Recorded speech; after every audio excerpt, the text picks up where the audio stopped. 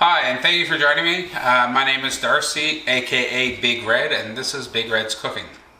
So this is actually my very first video, and what I hope is going to be a long video series. I've got lots of ideas in terms of different things I'd like to be able to do. Some of my videos will be around recipes and specific cooking techniques that can then be applied to other recipes that you're going to execute and hopefully make. So I want to do some videos around tips on how to better use your equipment in the kitchen. I've already been asked to do one about seasoning and maintaining cast iron, which is my personal favorite. You're going to see me cooking on a cast iron surface today, and I will talk more about it. I absolutely love cast iron. But today's video, I gave a lot of thought to what I wanted to do for my very first video, and I decided I was going to do pancakes with a brown sugar cinnamon apple topping. Pancakes are one of the very first things that I learned how to make from scratch as a kid. I have a very simple recipe. I will actually put a link in the description below so that you'll be able to go to my website, which is bigredscooking.ca, and I'll have the full recipe there, and I'll have some pictures and things like that, which will probably be a lot easier to follow along with rather than trying to jot everything down rapidly and having to pause and stop this video. So just take a few moments, watch the video. You know, don't worry about having to sort of jot recipes down because I'm going to make that available. I'm really excited about this, and I hope you enjoy it, and I'd love to get some feedback from you.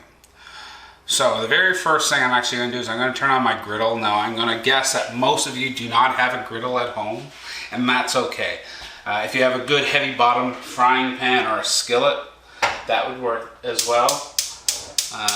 But a common mistake a lot of people make is that their pans or cooking instrument is too thin, and that's what leads to scorching and burning.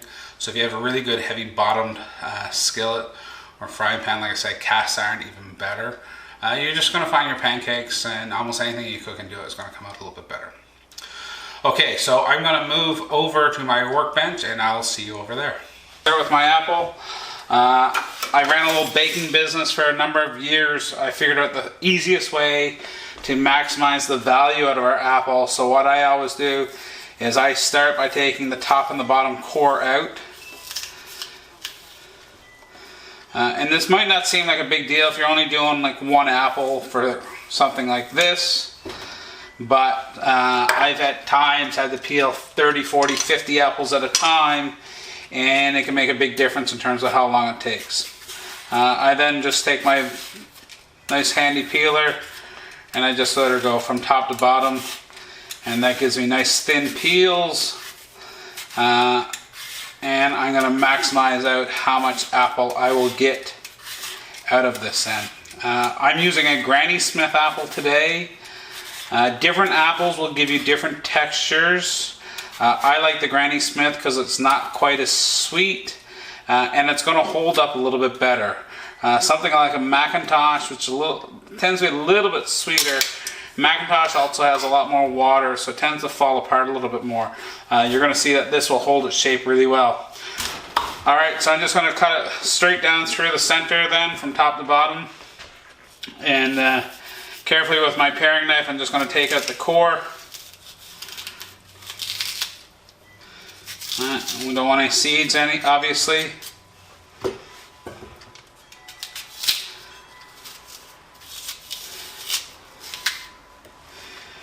And then what we're going to do is we're just going to, and again, you know, the size of the pieces, it's entirely up to yourself. I just tend to cut it right across and then cut it in the slices about 1/4 inch thick.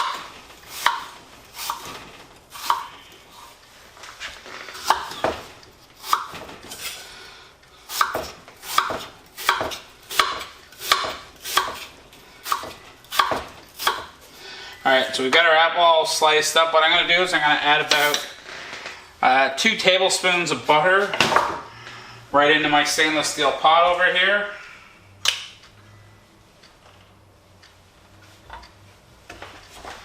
Just going to turn that on. I don't want to turn it on too high. I don't want my butter to burn.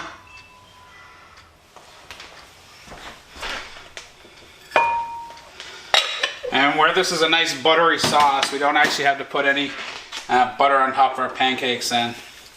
And I'm just going to take my apple, I'm just going to toss that right in on top of that butter so those apples can start to cook as that butter melts down. Alright, get rid of our peeler, just put that over there. And I'm a big composter, so I'm just going to throw my peels right out of my compost bucket. And now I'll start on my pancake batter. So as I mentioned, I'm going to have a link right at the bottom of this down in the description where you'll be able to find my website and be able to get the full recipe. Alright, so with our pancake batter, what we're going to want to do is we're going to want to sift our dry ingredients together first. And this is a perfect amount for 2 nice pancakes for someone. So I've got a half cup of flour there. To that I'm going to add a teaspoon of baking powder. I'm going to add 1 tablespoon of white sugar.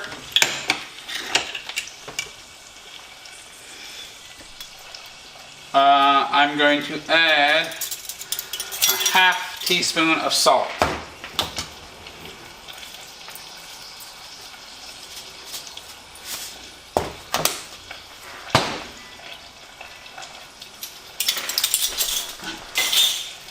I'm just going to take my whisk and I'm going to give that a nice, real nice sort of stir about. What that's going to do is that's going to make sure that our baking powder has been all fully mixed through evenly. It's going to lighten up our flour. It's going to make it a little easier for that flour to absorb the liquid. And it's going to mean we're going to have to blend our batter a little less. So we're going to step over and going to give our apples a little stir here. So we can see our butter is melted nicely now.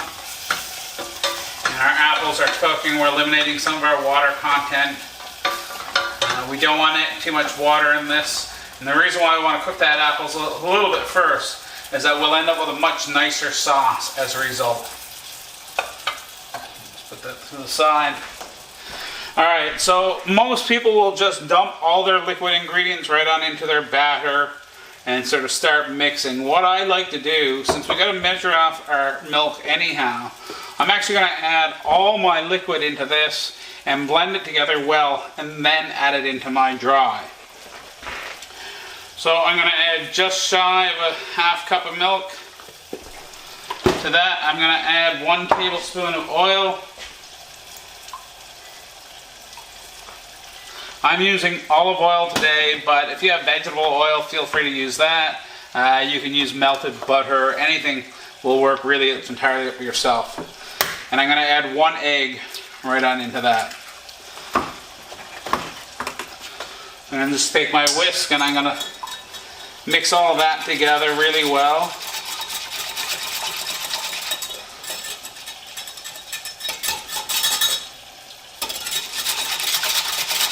And by blending these together really well, what it's going to mean, as I was saying, we won't have to blend our batter, our pancake batter, as much. And that's really, really important because with pancake batter, the less mixing we've done, the better. It's going to give us less gluten development. It's going to give us a lighter, fluffier pancake, which is going to be easier to rise and much more tender to chew. So I'm just going to toss that right on in there.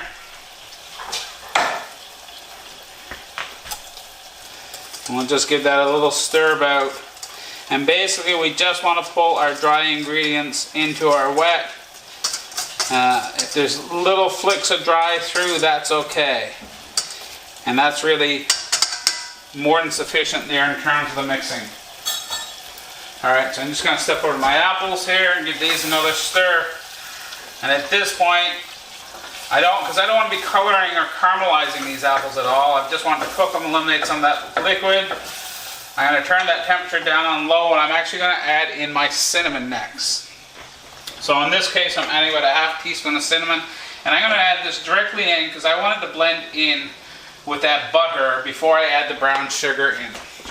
A really important thing when we're working with dried herbs and dried spices is to add them in with our fats, because what you'll find out, or what you can learn, if you're not already aware of this, is that the biggest amount of flavor when it comes to dried herbs and spices is actually from the essential oils contained within. So by adding them directly in with our oil or our fat in this case, or butter in this case, what we're going to do is we're going to be able to pull out more of that flavor. We're going to activate those essential oils. And we're just going to give that a stir for a few minutes into that butter. Now what I'm going to do is I'm going to add in my brown sugar. I'm going to add about 1/2 cup of brown sugar.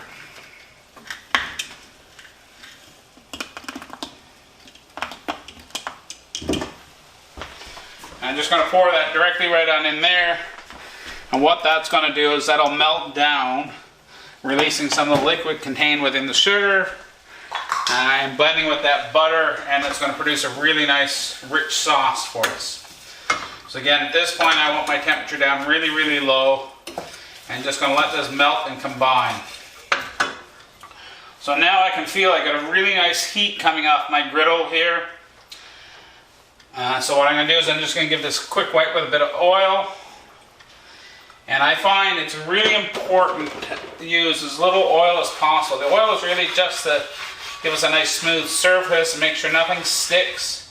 Now, it's a personal preference. I know some people love to add a lot of butter or oil to their cooking surface, and that's going to give you a different type of pancake. And if that's what you like, that's great. There's no problem with that whatsoever. You know, at the end of the day, as I tell people all the time, you're the person who's going to eat this, so you make it the way that you want to make it. Myself personally, I find it's much better when we get a nice, just barely oiled surface. So you can see just a little bit of smoke coming off. And if you want a really simple test to see if your cooking surface is hot enough, what you can do is you can just take a little flick of water and see that it beads up and bubbles and simmers really nice. I get that nice sizzle, and I know my griddle is perfect at this point. So I'm going to take my scoop, and my ladle, I should say, ladle one pancake right there. And there's our second pancake. You can see, perfect for 2 pancakes. And we're just going to let that cook. So our sauce is starting to come together nice with our apples. Our sugar is melted down. And that whining you're hearing in the background is my dogs are starting to get a little bit hungry themselves. So what we're going to look for in terms of our pancakes, we want to see some bubbles that should be popping up through the center. But ultimately we'll know when our pancakes are ready to flip when we start seeing some nice sort of dry edges. And we can see that the edging is starting to cook. That gives us a good indication that our pancake is probably ready to be flipped.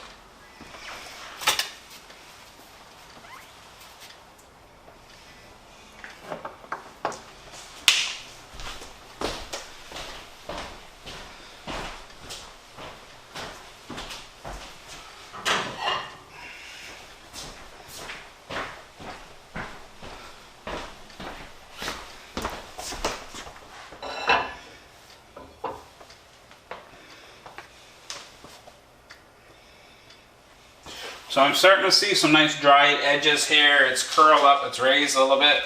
Just have a quick peek, and yeah, that's looking really nice. You can flip that over, and we'll notice that immediate little bit of rising happening again as that heat activates into that baking powder that's in. We'll give our sauce a little bit of a stir. We're getting a really nice caramelized sauce here.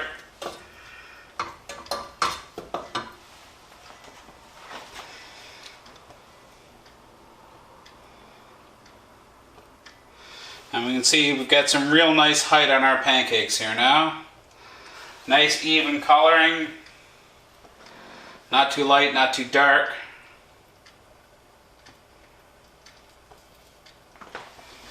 And our sauce is simmering just nicely here.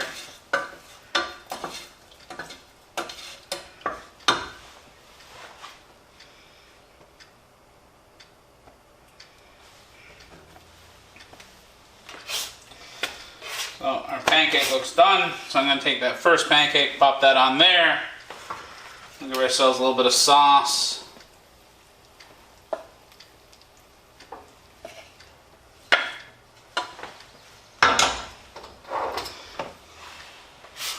up our second pancake on top.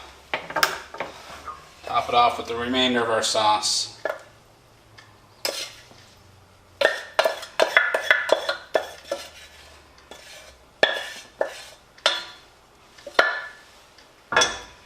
And there we have our apple cinnamon pancakes. So, we have our lovely plate of pancakes, which I'm going to enjoy there now in a few moments.